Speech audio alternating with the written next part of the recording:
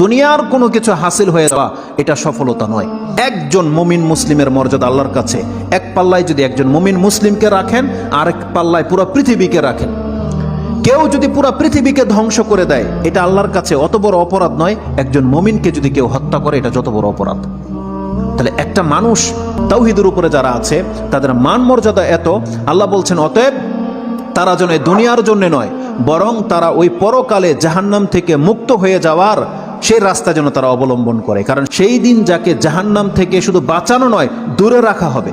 ওয়াউদখিলাল জান্নাহ, আর যাকে জান্নাতে প্রবেশ করিয়ে দেওয়া হবে, আল্লাহ বলছেন ফাকাদে ফাজ, এই হলো সফল কাম। কারণ জান্নাত এমন একটা জায়গা, এটা হচ্ছে চির সুখের জায়গা। একবার শুধু কোনো ব্যক্তিকে জান্নাতে ঢুকিয়ে দিলে জীবনের যত পেরেশানি আছে সব দূর হয়ে যাবে, সব দূর হয়ে যাবে। তাহলে পরকালের ব্যাপারটা হচ্ছে এমন। আল্লাহ বলতেছেন সেই দিন যাকে জান্নাতে ঢুকিয়ে দেওয়া হবে, আল্লাহ বলছেন এই ব্যক্তি হচ্ছে সফল কাম। তাহলে এই সফলতা আসবে কিসে?